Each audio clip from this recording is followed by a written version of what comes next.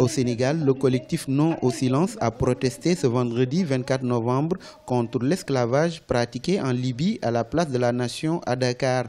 Ce collectif regroupe entre autres la société civile, la Rencontre africaine pour la défense des droits de l'homme, le mouvement Y en a marre et l'Horizon sans frontières. Les manifestants ont exprimé leur vive indignation face au traitement infligé aux migrants africains vendus comme esclaves en Libye. Je pense qu'il est important pour tous les jeunes Africains de s'offusquer et de montrer leur frustration par rapport à ce qui se passe en Libye, par rapport à ce qui se passe, même pas simplement en Libye, mais dans tous les pays où les droits de l'homme, les droits des hommes sont bafoués. Babacar Gaye, ce jeune Sénégalais de 24 ans, revient de la Libye.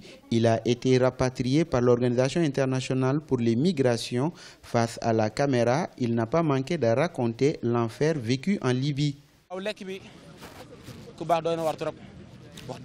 On prend le bus jusqu'à Gao au Mali et après on prend place dans un camion pour le Burkina Faso, après l'Algérie, puis ensuite la Libye. J'ai fait 20 jours sur la route avant d'arriver en Libye. Une fois là-bas, on nous enferme comme des esclaves. Je ne mangeais que des bonbons.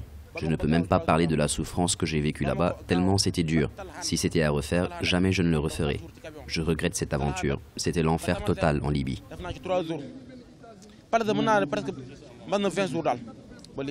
Selon l'Organisation des droits de l'homme et les politiques présents à cette manifestation, l'inertie des États et des organisations internationales et régionales a entraîné cette situation de traite des personnes à laquelle on assiste aujourd'hui. Nous avons senti un concert d'indignation de tous les chefs d'État, de ministres, de parlementaires.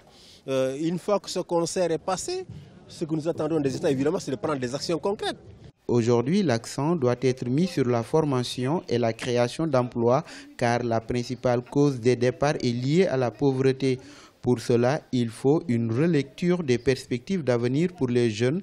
Chaque État doit avoir une politique de jeunesse créatrice d'emplois, ceci pour éviter l'esclavage moderne qui toucherait près de 45 millions de personnes dans le monde selon les données du Global Slavery Index.